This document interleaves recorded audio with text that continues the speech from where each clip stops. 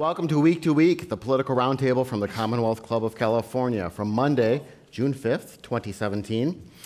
Now, as you all know, and I know everyone in this audience knows this, President Trump pulled the United States out of the Paris Climate Accord. He promised a better deal. Now, this made former Secretary of State John Kerry, who actually helped negotiate that deal, he said Trump's promise was, quote, like O.J. Simpson saying he's going to find the real killer, unquote. Well, John Kerry finally found a pulse. If he had tried that in 2004, he might be president. Too late. So, okay, I'm John Zipperer. I'm your host for the Week tonight and the Commonwealth Club's Vice President of Media and Editorial. On today's program, we will talk about the Paris climate deal, also Trump's Twitter fight with the London mayor, the latest, some developments from the Russia investigation, some state legislation of interest, and of course we'll end with our Week news quiz. Now, as always, I say people at the Commonwealth Club of California have a wide range of views, so any opinions that are expressed up here are those solely of the speakers and not of the Commonwealth Club. So let's meet our panel for tonight. I'm going to start on the far end of the stage with Randy Shandobil. He's the host of This Golden State podcast. He's a communications consultant, and he's a former political editor from KTVU. He's on Twitter at @RShandobil. So welcome, Randy.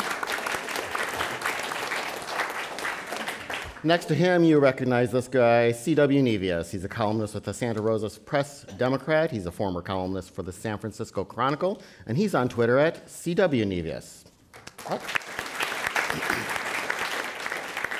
And next to me is Marissa Lagos. She's a reporter for California Politics and Government at KQED, and you can find her on Twitter at @MLagos. So welcome all. So you all know the drill here. There are question cards spread throughout the room. Go ahead and write down some questions. We'll collect them, and they'll be delivered to me, and I'll try to ask as many as I can during this program. Now, so the memorial concert in Manchester in the UK, because of that attack, they were holding this memorial concert yesterday. It had not even taken place yet before there was another attack in the UK, this time in London. Several men drove a vehicle into pedestrians on the London Bridge, and they got out and stabbed people and created mayhem. Many world leaders immediately responded with statements of solidarity and promises to help fight terrorism. U.S. President Donald Trump did say we were with the UK, but then he went into, I think, what we can call a tweet rage. He was pushing his travel ban and attacking the mayor of London and basically drawing attention to himself when it should have been about, and many people would say, the U.S.-UK alliance. Marissa, what did you think when you were watching this unfold, I guess, on Twitter? Yeah, so one of the things that I think political reporters have had to deal with since President Trump was elected was that we have to have his tweets pop up on our phone, as notifications, because who knows, right? I mean, so most mornings I wake up and one of the first things I do is go, what did the president say today? So I actually missed that initial tweet because there were so many of them when well, first of all, I think we have to back up. He actually retweeted a specious Drudge Report before it had even been confirmed by London authorities, right, that this was actually a terror attack. So that in itself raises some interesting questions about, credibility, I think, and, whether POTUS should be sort of spreading rumors from a right-wing site, but maybe that's a whole nother conversation. I think that politically it was, or maybe sort of from politically, it was just bizarre to me that he would get up there and talk about the travel ban to start with, right? I mean, usually, thoughts and prayers are the first thing we hear, and then maybe you spin it into politics. The travel ban tweet came before he spun it into politics, which could also sort of raise some problematic issues for his Justice Department because they just asked the Supreme Court to review the travel ban case, and they have specifically in court filings and publicly been insisting over and over again, this is not a travel ban. And then the president called it a travel ban, and actually just before we came up here, he tweeted something else where he basically, again, called it a travel ban and sort of doubled down on that. And then, I think from an international perspective, attacking the mayor of London, continuing to dig in on that is not helping our case. Just days after we pulled out of the Paris Accord, which we all know the only two other countries not in it are Syria, which sort of speaks for itself, and then, of course, Nicaragua, who didn't sign on because they didn't think it was strong enough. So it's not been a great week for the United States internationally, and I think that, the continuing attacks on their mayor, who I don't even think it's fair to call it a Twitter war either, because he actually has not engaged, which is probably the smart thing to do. I think you're missing, though. Kellyanne Conway explained this just the other day. Right.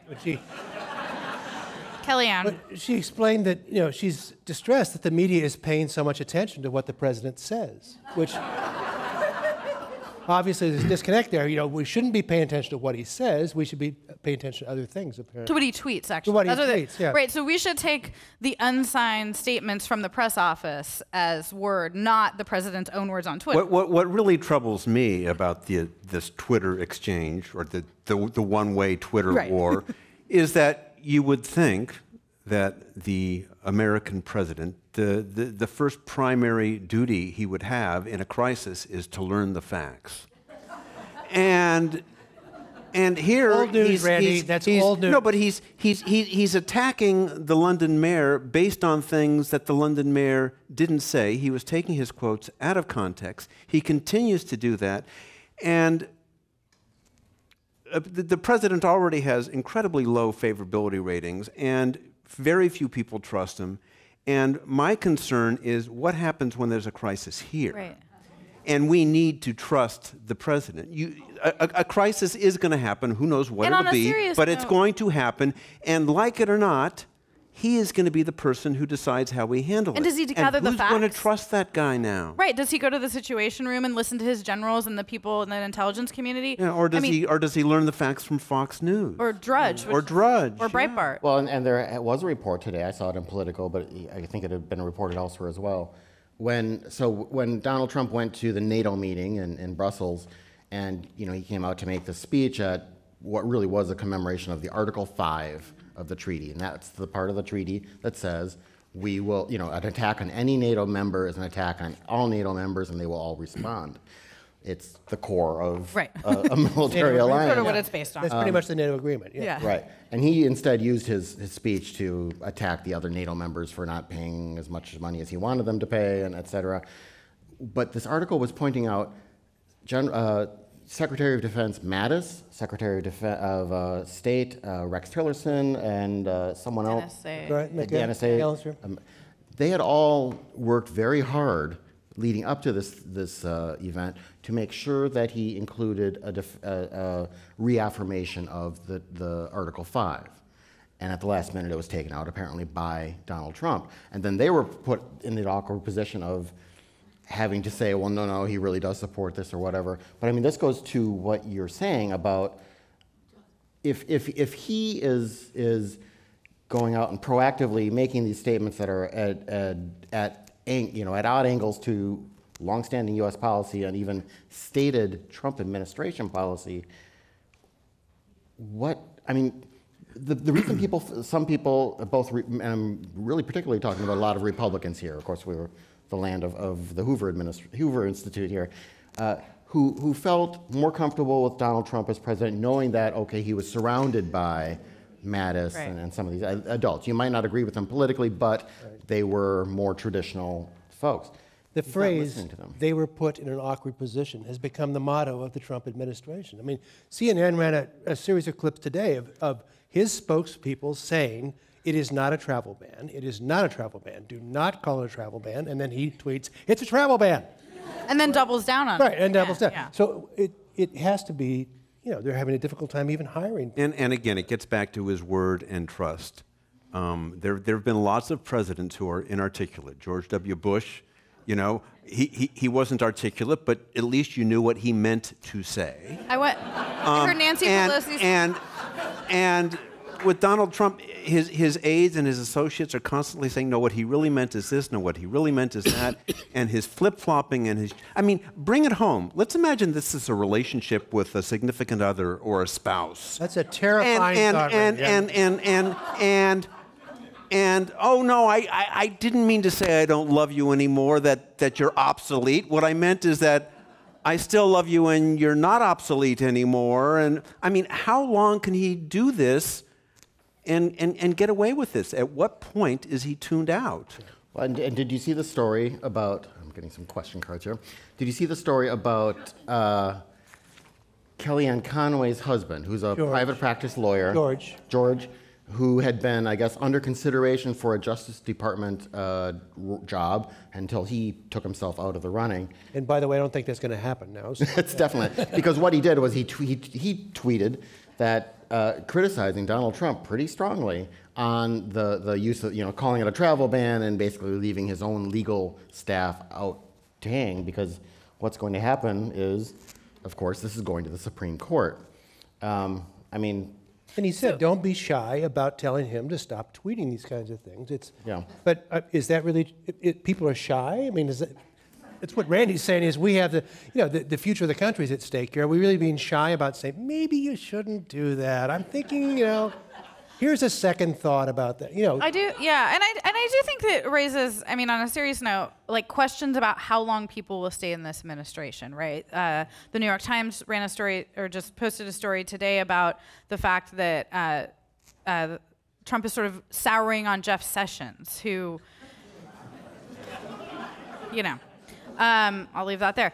But, but if you have people. And as much as I think Sessions, for a lot of people in this city, his policies are probably abhorrent to a lot of you guys. He was in Congress for a long time. He is a serious player in Washington, right? When you have people like Mattis and McMaster's feeling like every time, and even, the fact that our Secretary of State, who came from Exxon, was the one urging him to stay in Paris. Like, for how long do these people stay in this administration? If he fires Sean Spicer, who wants that job? Like, as a Republican in Washington, do you want to get up there and defend this guy when, okay, fine, like, let's give him 2020. If he makes it that long, then these guys need a job. They're young, right? Like, at a certain point, I do think the sort of walls are closing in terms of the inner circle, and they will probably, not be a lot of long-term. And to Randy's point, Nancy Pelosi was at a Commonwealth Club event last week where she was like, I miss George W. Bush so much. And I'm thinking, oh my gosh, what weird universe do we live in? Yeah. And we've said it here before, but I think it's true. The moment of truth will be when the Republicans turn on him. And they're unable to do it, they're unwilling to do it, but they have to be concerned. And that's the moment when things will really change, or when we have a moment of crisis and he has to do something.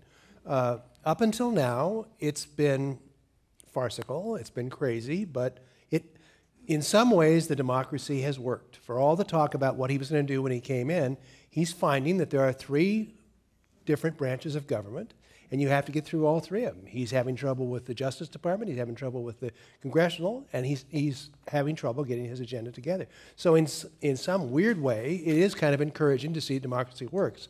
However, you can see an iceberg on the horizon, and that's the concern. But I think if they can move the Republicans, that's when things will change. And there's an iceberg on the horizon, and switching to David Axelrod as metaphor, he says, it's like run a 747, and we learn that a 6-year-old's the pilot, or a 6-year-old's the captain of the ship. It's funny, but it's not funny. It's terrifying because, again, we've been lucky. We haven't had a crisis since he's been president, internally, domestically.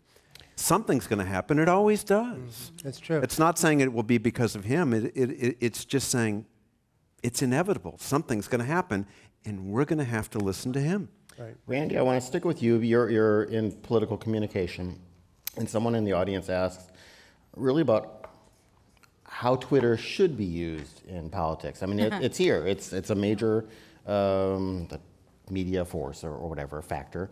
How would you suggest? Well, How would you advise the I guess. president? Well. First of all, let me readily acknowledge that I am a social media Luddite. I don't use it much. Okay, that's the wrong person. But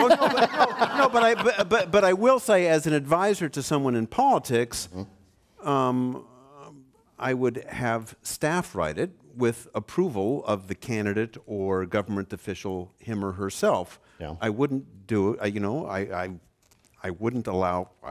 Not that I could stop someone from doing it, but tweeting at 3 or 6 in the morning, I'm not at my best at 3 or 6 in the morning. I don't think many people are. So I guess that would be my advice. Have your staff do it and approve it. I mean, the best, I think, politicians and, quite frankly, sort of famous people on Twitter toe this very fine line between being what's perceived as, responsible and authentic. And so when you see, I think, and I think a lot of politicians, like, you can tell right when staff writes the tweets. They're usually pretty boring. Well, there are a few politicians, no offense. That gets to not just with politicians and government officials, but celebrities, sports stars. When tweets make news are when they're embarrassing, when someone said something stupid. So live with it being boring. Well, or like, there's I think a wide gulf between 3 a.m. tweet storms and like being a little authentic with maybe some responsibility thrown in, right? Are you speaking for yourself there? I try. I don't know. I think Twitter should be used to say, I just had the most amazing piece of pecan pie, and here's a photo of it. I mean, that's the kind of thing. Follow Chuck for pecan pie. What was the word that he used? The crazy word that he misspelled? Kofefi?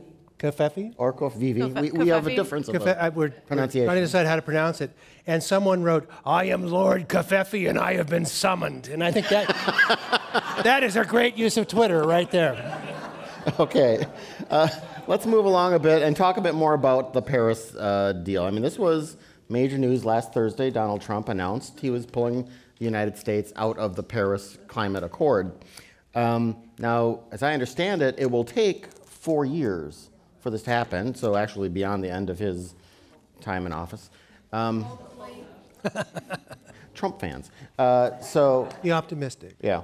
Marissa, because it's such a long, it's like 3 years they have to still, we have to still adhere to the rules of it and then go through the process of actually withdrawing. Is this more ado about something? I mean, I think, so to me, the bigger political implications of this have less to do with the actual targets and more to do with our position on the world stage. And I kind of referenced this earlier. I mean, if you talk to experts in this area, what we are doing is ceding an enormous amount of sort of economic and political power to China because they are stepping in and saying, we are going to do this. And so I think on a practical level, there's huge implications potentially for the renewable energy sector and, quite frankly, sort of all energy sectors within America, because we're not going to be at the table talking about this stuff, right? We're not going to be in a place where we have authority to say, no, that seemingly innocuous clause that, India or China or whoever else wants in, this part of a future agreement is actually harmful to America. So that's, I think, problematic. On a practical level, I mean, it's interesting because a lot of where the rubber meets the road on this stuff is at the local and state level. And what we've seen is an enormous amount of energy and quite frankly, not just among blue states, but I think in general, we had 30 states come out and say they were still going to abide by the targets set in this treaty. We have Governor Brown, who's in China right now, moving forward with his own agreements with cities and states and nations around the globe. We have mayors saying they're going to do this. So it is, I think, from all consensus, troubling to have the major world leader pull out. I think climate change, I mean, in a way, Paris was already too late. Right, if you see what's happening at both ends of the globe, we are in a place where I don't know what we're going to be leaving to my children. But I think that Trump did this to specifically talk to a base that has feelings about the fairness of this and of where we are in the world that are not necessarily based in data, but in sort of feeling, right? And so I think there are some immediate implications. One, as I understand it, I could be wrong, but I think I've got this correct, that the $3 billion that President Obama committed to the Green Climate Fund, which is basically, hey, we've polluted the atmosphere more than anyone historically, and the people who are suffering because of it are the non-developed countries. So this is help to help ameliorate some of them. their- I think he's cutting that money immediately. And two, symbolically what it means. Again, other countries may not pull out because of what Trump did, but the message is clear. If the President of the United States saying he's not going to abide, why should we? I mean, the agreement has no real teeth anyway. It's largely works on the honor system. So maybe some people will kind of cut back a little bit less than they would have. The other thing is, his talk, you mentioned John Kerry's quote about O.J. Simpson searching for the real killer, and I think he is actually out there doing that as we speak. But I think he's still in jail. he's searching in out. jail. He's searching jail. They have law libraries. No, his talk about hopefully renegotiating, why would anyone trust him? I mean, he's basically thumbed his nose at them repeatedly. If you're invited to a party, if you're invited to participate in world negotiations, you don't pee in the host's punch bowl. And he's doing that over and over again at NATO and the Paris Accord. At some point, they're just going to say, screw you, excuse my language. You hope to renegotiate. We don't even want to talk to you. And I think peeing in the punch bowl was bad language also. I'd just like to say that. The idea that we've somehow cast China as this vanguard of global, economy, and I mean, that's incredible. He did that. But even the rollout of this, obviously he wanted to do it for his base. He promised during the campaign he was going to do this. But he had an out, which was, I'm only trying to renegotiate it. And he managed to misplay that as well and turn it into the, that's the thing that concerns me is there a plan, somewhere that has several steps to it? It doesn't look like it. It looks like we're just reacting as we go. And that goes back to what Randy's saying about when there's a crisis, is that what we're going to do? Just hit whatever button we see that's handy? And I mean, yeah, to the point about his base, I mean, Steve Bannon clearly wrote that speech. If you listen to it, it was not to, I would say, even a majority of America. It was to a specific subset of his base. But the interesting thing to me continues to be how much the business community, including sort of dirty energy companies like the oil sector, who have fought tooth and nail against some of the reforms that are being sought in California, supported the framework of this idea, right?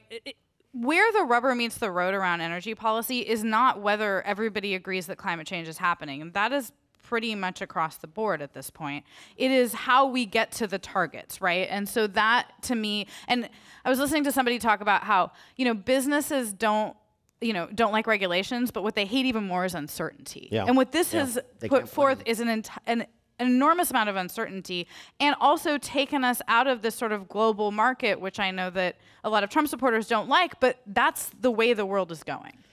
you were saying, when you first started talking about this, the fact that the U.S. won't have a seat at the table where follow-on stuff is negotiated with relation to this.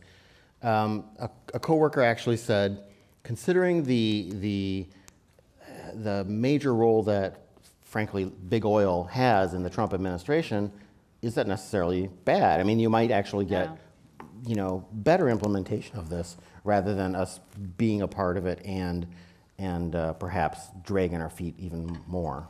I guess. I mean, I think big oil. I mean, like Not the that Middle there's a lot of East, right? small Yeah, oil, yeah. but No, but I mean, I think that it's more sort of like the sort of trade compacts and other things. At the end of the day, the renewable energy sector has more jobs than the coal industry now, right? Like, people are buying increasingly in places. I mean, I was listening to somebody talk about how in India, they have already made more progress toward their solar goals, which are huge, which President Obama helped negotiate with them in the last year than anyone thought was possible in like the first 5 years. So I think that from a market standpoint, you know, the train has left the station. Okay. And again, getting back, I hope I'm not repeating myself, but getting back to world leaders trusting him.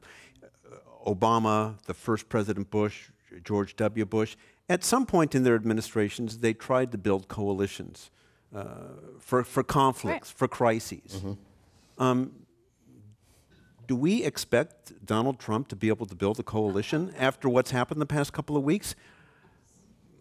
I think even try. The prospects are very dubious. Oh, wait a minute. He's got Nicaragua and Syria right there. Well, in his pocket. And you know who you want to be That's on the a good front lines point. with is Syria. That's But right. I think you'd almost rather to have someone who's evil and has a plan than just to be chaotic, right? I mean, at least we know where he was coming from, but we never know what he's going to do. Which is ironic because he's the business candidate. And Yeah, the transactional hate candidate, chaos. yes, that's what it's supposed to be. But yeah, Okay, well, let's move on to another headache that the president is facing, and perhaps the most serious one, and that is this Thursday, former FBI Director James Comey is going to testify before a Senate committee. So excited. This is like the Oscars for political journalists. Yes, you know? we should have like but I said earlier, CNN is running a countdown to the Comey testimony. And I told him that's not news. They run a countdown to like, they're like, and tomorrow Jake Tapper will go to the bathroom. Like, well, excuse me, going back a bit in history, I mean, we know that many U.S. presidents of both parties kowtowed to FBI Director J. Edgar Hoover, who collected and kept their secrets, who collected and kept the secrets of their political enemies, and made use of all of that. Trump seems to have no fear of antagonizing the intelligence services. And so what we have now is, I just saw a report recently that said James Comey is very angry and he wants to talk. Has he That sounds like weaponized two his bad own enemy? things, doesn't it? Angry and wants to talk. Yeah. Sound like two bad things. The question is, if Comey brings out these memos and says, I met with him on date X, and he said, I hope you can make this whole Ryan thing go away. If Trump says that never happened. Right. It never happened. Well, Well, I have a will. memo. It's dated. I showed it to people. It never happened. And Comey may indeed be angry, but he is reportedly good friends with Robert Mueller, and Robert Mueller may say, please hold your fire on certain issues because I need to keep that for my investigation. And they apparently have met to talk about Yeah. what can and cannot be said. and I in don't this think, session. I wouldn't put this as Comey being angry. I think that, I mean, from all accounts, from people across the board, and he's pissed off the left and right in the last year or so, he is, you know, a career civil servant who takes his job as a law enforcement officer very seriously. So I don't think that this testimony would necessarily be motivated by his sense of anger at a personal slight. I think it's more, I mean, if you look at, and if you believe it, I guess, which is the question, if you look at the reporting over their previous conversations as they've been reported to the Justice Department and now leaked to the media, Goddamn media. the damn media, MSM, that he was concerned about this sort of continual march by Trump towards trying to discredit him, right? Yeah. And so ultimately he got fired for not drinking the Kool-Aid, basically. But yeah, I mean, this is going to be really interesting. So I hate to sort of be like, oh, politically, because, I mean, what he says matters. But I think politically what's interesting is what the country will hear. And will this be another Trump's base only hears sort of what Trump says and takes his, you know, his word? Like, to your point earlier, like, do Republicans start abandoning Trump? Like, that's the point. If that 37% starts falling is when Trump's in real political trouble. And I think it's someone like 36%. 36. All right, well, it's falling. It's falling.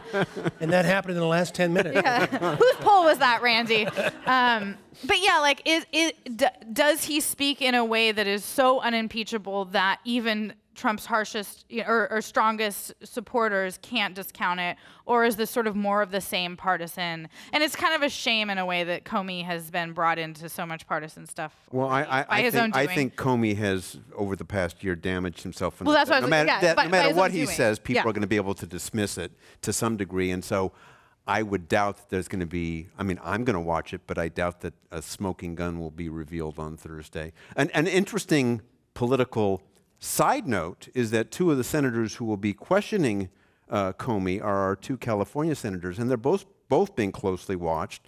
Feinstein, because she's almost 84, and a lot of progressives in California are hoping that she decides not to run again.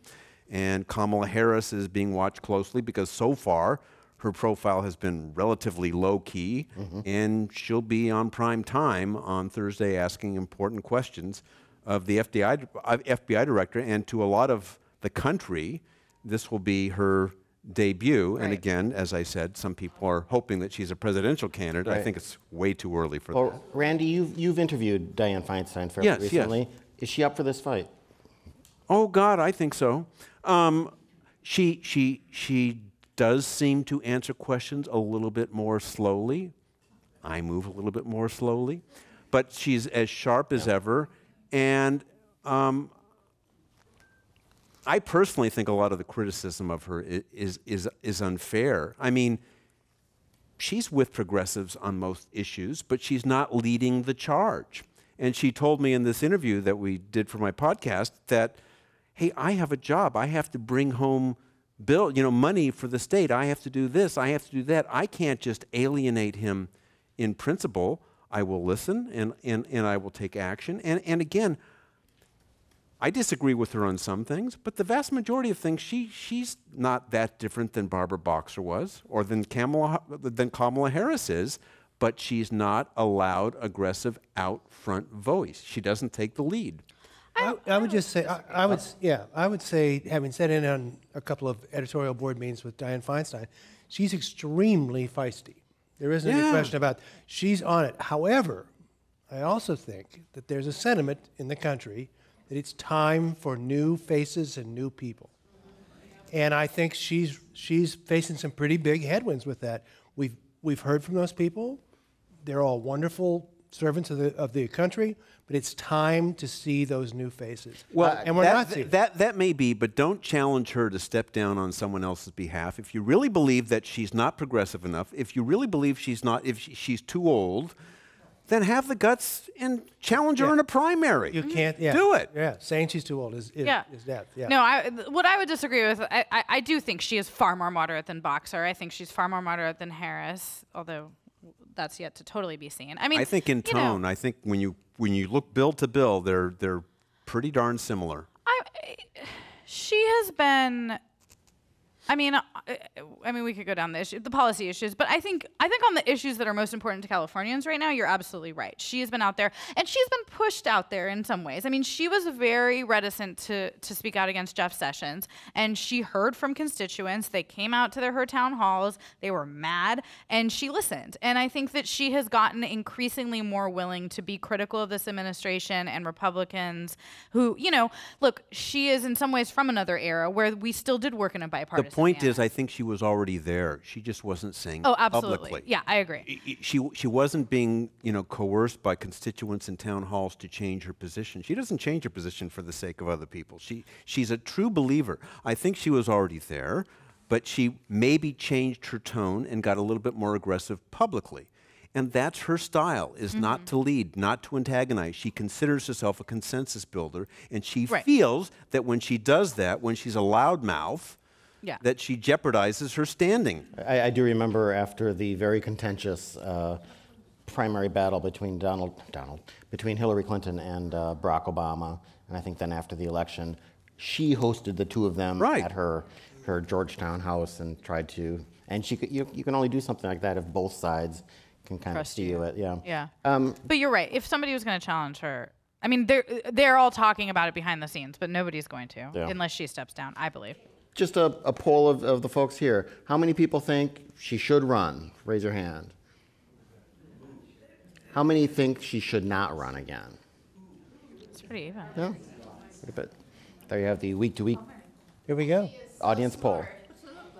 I think it would be tough if you were her to step down at this point, right? Like, you probably see yourself in some ways as a vanguard against a lot of, put partisan politics aside, but like Donald Trump is so much of an assault on the way things have been done in Washington for so long. And that's what he ran on. So, that's what he promised. But I think that, I do wonder if you're her, like if Hillary Clinton had won, would she be way more likely to be thinking about retirement right now? Right, and I think that, God love her, San Francisco's own Dianne Feinstein, but I think this whole idea of being pushed to a town meeting, which she was, she doesn't do many of those, and she did, and then for people to stand up and confront her, she was offended. I mean, but this is the new politics. This is the new world in the United States, is we're going to make a statement, and what do you have to say about it? And that's tough for someone who's been in office as long as she has, that I'm sure is respected where she is. And she's got seniority, and Kamala Harris does not. So, Right. She's got so a lot of scalps on the Californians wall. would argue that, hey, it's kind of important that she stick around at least for a little while longer. Okay. So Well, that's what Kamala I think. Harris And the only thing I'd say about Kamala Harris is Barack Obama.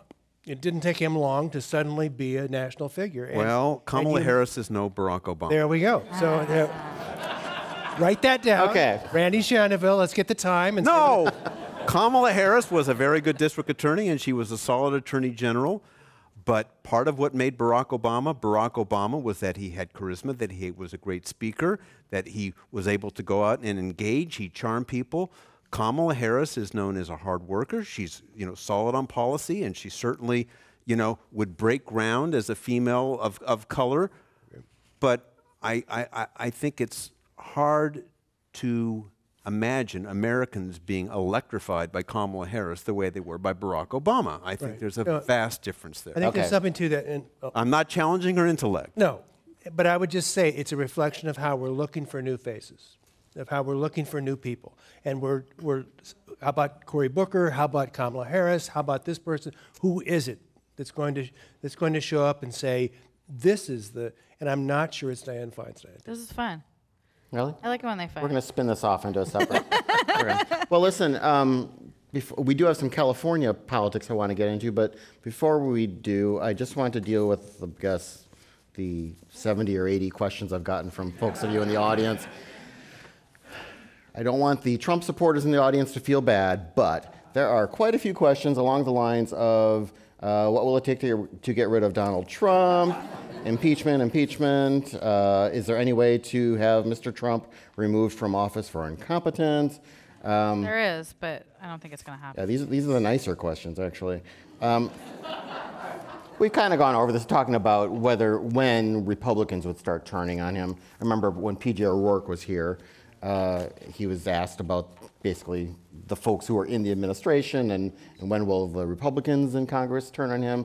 And he said he doesn't know when it'll happen, but he knows you can tell that it's happening. And he says that'll be when Fox News turns on him. Yeah. Well, some of their commentators already are. Yeah. As to the impeachment question, I was saying in the green room that I personally feel that if you're a Democrat, you should hope that he is not impeached, because impeachment, I don't even mean politically, just think of the mistrust that would generate in red states of how his supporters would say it's another fix, it's the media, it's this, it's that. I would think that if you don't like Trump, and I consider myself part of that club, the best thing you could hope for is that he loses his support and in essence becomes a lame duck that can't do any more damage than he's already done. I think to try to force him out of office creates mistrust that will exist for generations more, and I think we already have enough problems like that as it is. And from what I hear, I'm no legal expert, but collusion is not necessarily a crime anyway. Well, impeachment doesn't need a crime, right? But I mean, That's right. first- It is a political. First That's of right. all, yeah, I mean, I don't even see a situation, I mean, unless something really,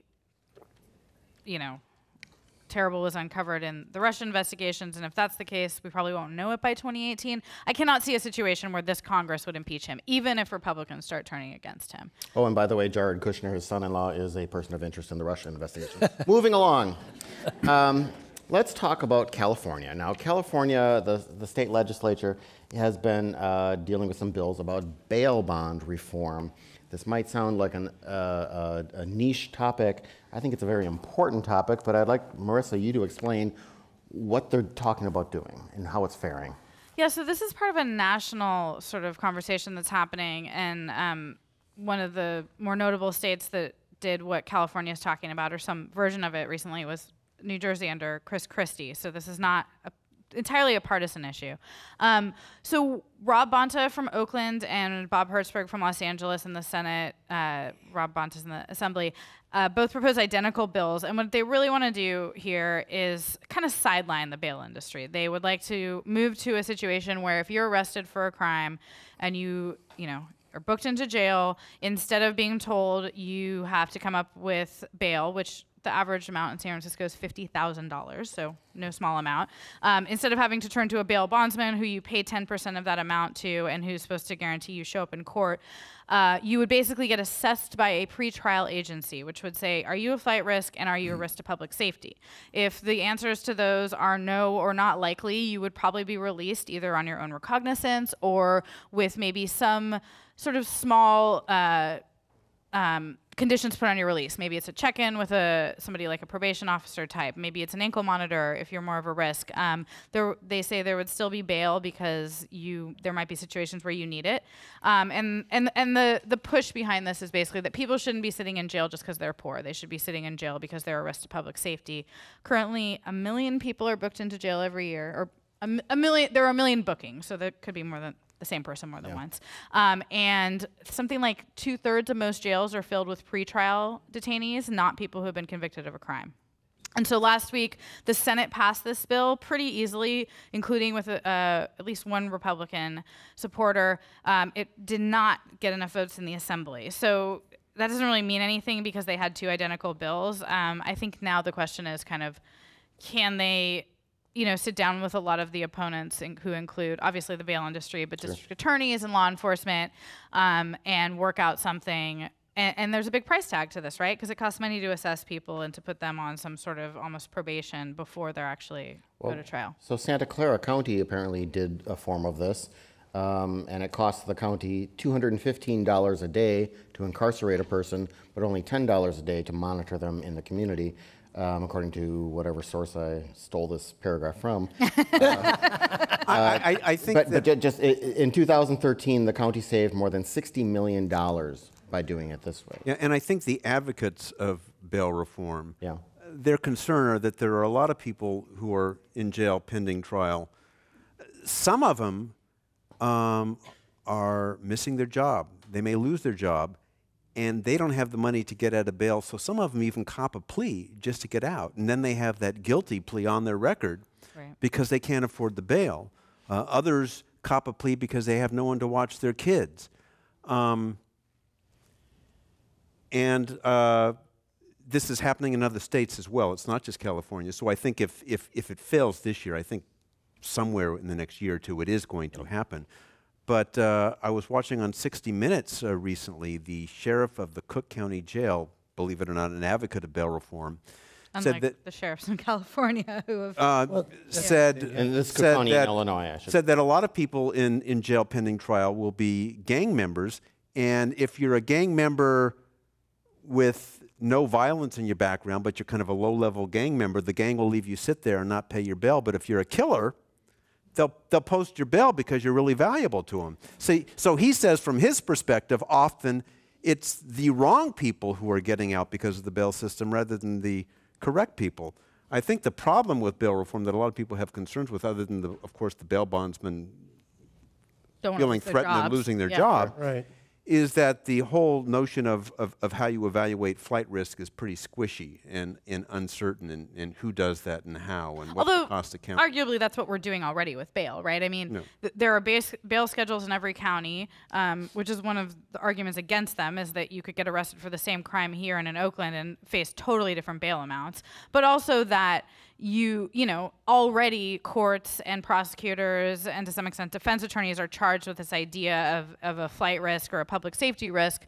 And it's not actually based on a lot of the new science we have around assessing people and really looking at where they're at. I mean, I think what's interesting in this debate in California is that everyone, including the bail agents and insurance companies that back them, admits that the system is not working, right? So the question is, for them, how do you fix it? For the bail agents, what they would like to see is that you just institute a sort of across-the-board bail schedule so you don't have those disparities and that you bring down some of the cost I could obviously talk about this for like 2 hours, No, so I but- won't. But you've reported on this. What's the objection with the sheriffs? Why are they objecting to this? I think, the DAs are actually the biggest player in this. I think some of it's plea deals. I think that you have a big hammer hanging they over want to somebody. keep that available. Yeah, if you're sitting in jail and you can't get out, you're way more likely to cop a plea. I mean, there are a lot of statistics, not just in California, but nationally, that if every single defendant actually tried to go to trial, our entire justice system would just grind to a halt. Like, there is not any, from DAs to judges to defense attorneys, we do not have the infrastructure to actually give everybody a trial. So I think some of it's that. I mean, this is also, you have to take this in the context of everything else that's been happening in criminal justice in California. We have done realignment, which moved a lot of people out of, from going to state prisons to county jails. We had Prop 47, which moved a lot of drug crimes from felonies to misdemeanors. Last year, we passed 57, which the governor pushed to make it easier for a lot of people to parole out of prison. There is a wholesale reform happening, not just in California, but nationally. And to me, what's really interesting about it is that you have, I mentioned that there was at least one Republican who supported this. That was Joel Anderson from California.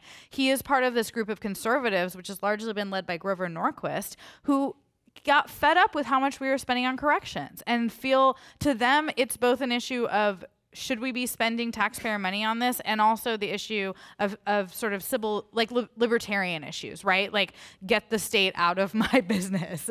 And so you have this interesting alliance between the far left and the far right who have really pushed a lot of these reforms. And I think, a lot of DAs and sheriffs and other law enforcement feel like they've been left out of the discussions. Yeah, I think 47. One of the good ideas about 47 was a lot of people who were doing low-level drug convictions, right? In the Which you reported on a lot. Did I? Chronicle. Did I Did you go out report and that? talk I to don't people in the Tenderloin? Maybe I did. Yeah. Yeah. I can't remember. It might have happened. But the problem with that is it also lowered felony arrests for some what turned out to be smash and grab. $750 for that's a felony. It's not a felony anymore. And what we saw was a rise in smash and grab. So we're concerned. Smash and grab being breaking into cars and stealing less than $750. It's a misdemeanor. And suddenly we weren't stealing cell phones anymore. Now we're breaking, as we see in San Francisco, glass on the street all the time. So the concern would be, is there another, an unseen circumstance that might come out of this? But yeah, I mean, the number of people that end up pleading guilty because they can't afford to pay $500 or $5,000 for a bail, that doesn't seem fair. And we want to keep people out of prison. The prison system is way overcrowded with a lot of people that probably don't belong in prison. And also, just to be clear, like about the bail system, if you get arrested for, say, burglary, your bail set at $50,000, you have to pay a bail agent $5,000 to get out, and the charges get dropped, or you get found innocent. You're still on the hook to pay that $5,000, Yeah, I didn't right? know That I covers didn't the know bail that. bond, That's interesting. the bail bondsman's risk. They're Yeah, so covering they it. put They're- forward He that. still gets the $5,000. Yeah. Well, let's talk about some other legislation in Sacramento, and this has to do with housing. Now, in fact, we talked about it in Week to Week last summer.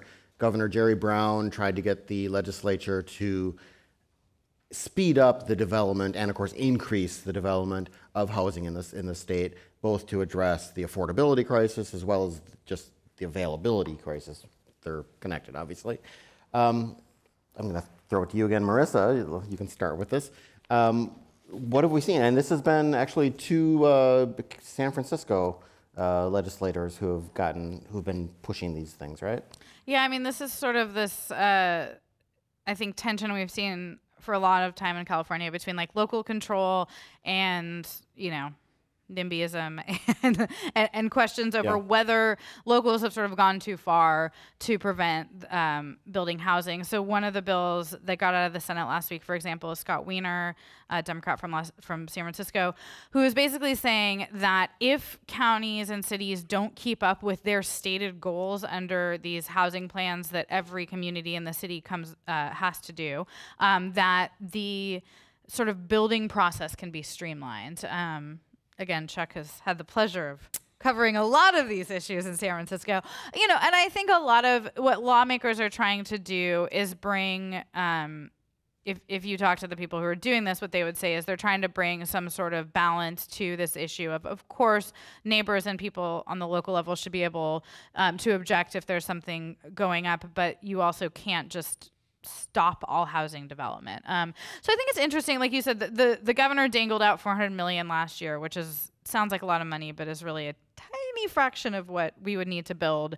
And, but there's a lot happening here. We're talking about in-laws. We're talking about, building more. We're talking about this local control issue. We're also talking about just whether we should give more money, I think, to local communities. Well, and when you're talking about affordability and the cost of housing, every delay in the construction of a project also increases the price. Absolutely. Everyone involved in it is putting more money into it. They're paying more insurance, et cetera, et cetera. So it could have a number of effects if this. And like one of the bills that Chu is sponsoring that didn't get a vote yet because it needs a 2/3 vote would actually take away the mortgage deduction on second homes, so you couldn't take that on your vacation home. Tony Atkins, former speaker, now senator, has another bill that would essentially add a 1% or less fee onto real estate transfers, and that money would go toward affordable housing. So a lot happening. I think the bigger question is like, will it matter?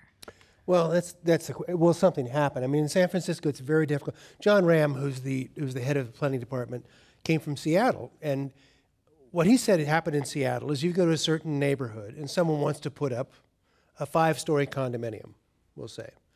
That is very carefully vetted. We're going to look at that. We're going to see what the effect is on this neighborhood. We're going to see what the effect is on this block. We're going to see if it fits in.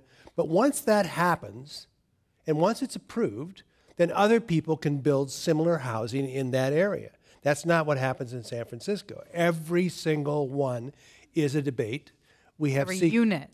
Not even right, every unit, even more. CEQA, but there's also conditional review, and there were people who these are extreme examples, but people in San Francisco who someone wants to put a deck on the back of their unit, and the neighbor says, "Are you going to be barbecuing on that deck?" And it's, "Well, we might barbecue." "Well, I think the smoke might be a problem. I'm going to file a conditional review." And it is possible to hold up housing. However, we don't want to push people out. We don't want to make it gentrification. But a reasonable idea would be to say, let's take a good close look at this. Let's say what you want to do. And as long as you stick to the restrictions that we've applied here, that's fine, and that's enough. But as it stands now in San Francisco and in other places, even as you're building it, even as you're finishing it up, someone can file conditional review, and we've got to start all over. We've got to go back to City Hall. We've got to start and Scott Wiener has been on this for years, and the number of people who said supply and demand doesn't work in San Francisco, I'm sorry, I know they say it's just a theory, and I always say, like gravity, it's also just a theory, but I think it's pretty well been proved. The more supply, the lower the rents, the lower the prices. That's true. And I think San Francisco needs to build. It needs to build smart. It needs to build up, not out. There's a lot of things that can be done, and we're ready and willing and eager to help people stay in San Francisco. But we have to have that opportunity. And I think Scott Wiener's got the right idea. The devil's in the details, but still. Streamlining is like we'll cut tax loopholes. What does it mean? It sounds good, but what does it mean? And again, I agree with you, Scott Wiener. It sounds all like a good idea.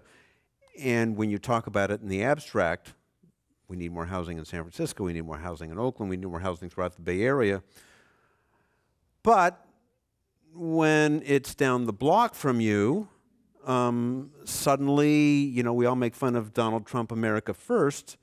A lot of us are guilty, probably me too, of my neighborhood first, my house first. I'm worried about my traffic. I'm worried about my school being overcrowded. I'm worried about my kids being able to get into school. I'm worried about losing my view. I'm worried about this.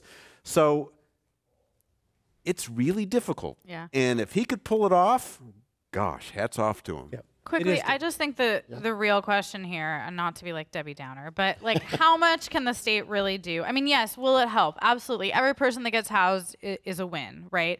Regardless of whether it's on your block or not. But I mean, the amount of money we would need and the amount of units we would need to build statewide to really bring prices down, which also pisses people off because they bought a house for a certain price, and if prices fall, you may owe more than. So that's like a whole nother conversation. So I think it'll be interesting to see what gets out of the legislature and if Jerry Brown signs any of this. I think that the fact that the state is tackling it, and this is all should be put in the context of redevelopment dying, which is like a huge conversation too. But I think, even if we streamline and everything gets easier to build, is there money to subsidize affordable housing? Because we've built a lot in San Francisco recently, but it's mostly luxury condos in high rises, which is good. I mean, honestly, any addition to San Francisco at this point is a win, but that is not going to help your average middle class or lower income working family. And I would say two things. One is those places that we built have at least 50 to 25%. In this city, yes. In this city, have to have a creation of affordable housing.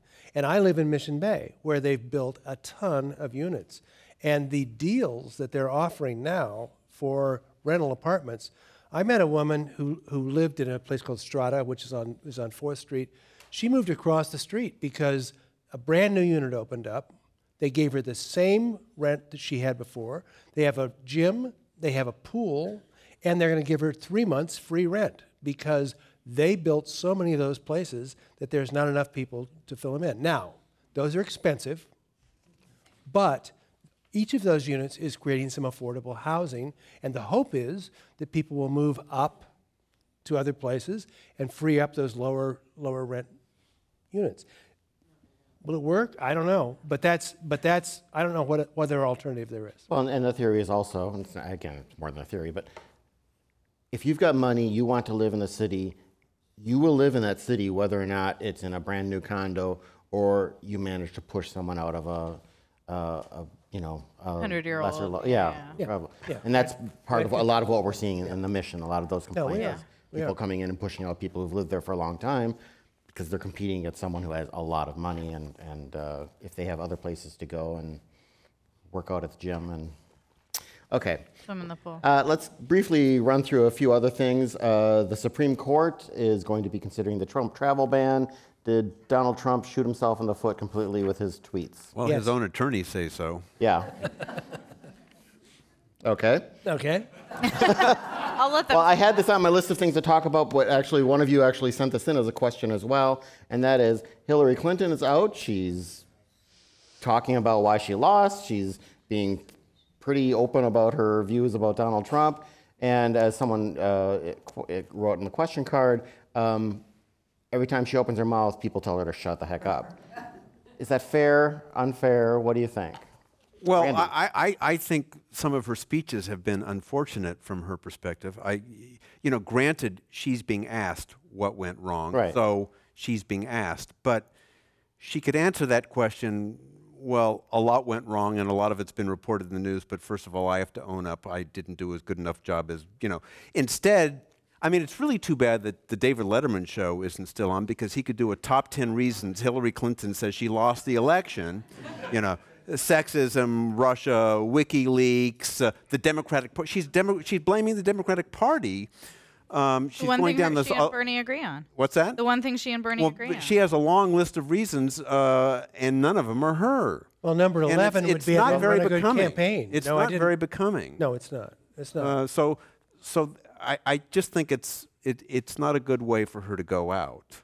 She has a lot to be proud of, and I think she's tarnishing her reputation. Right. Well, I think there's a tiny bit of her that isn't going out, that feels like I'm not going out. I'm going to rekindle this enthusiasm. And no.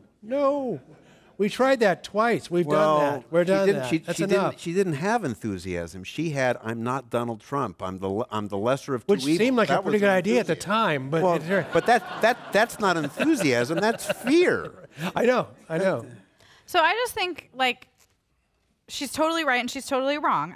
Did Comey, misogyny, go down the list, did those all impact the election? Absolutely. But this is also one of the reasons she lost, her absolute inability to self-reflect, to admit wrongdoing. Apologize. Were the emails overblown by my profession? Absolutely.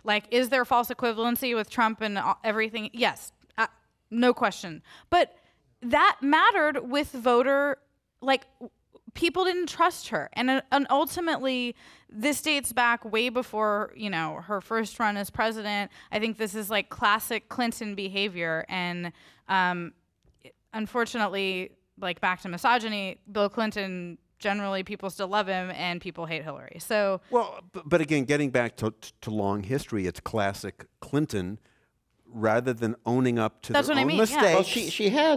Well, she did say, I did, In a second, this and then she spends an hour talking about all the other things. the other stuff's more interesting. And on the Monica Lewinsky thing, it's a vast right-wing conspiracy.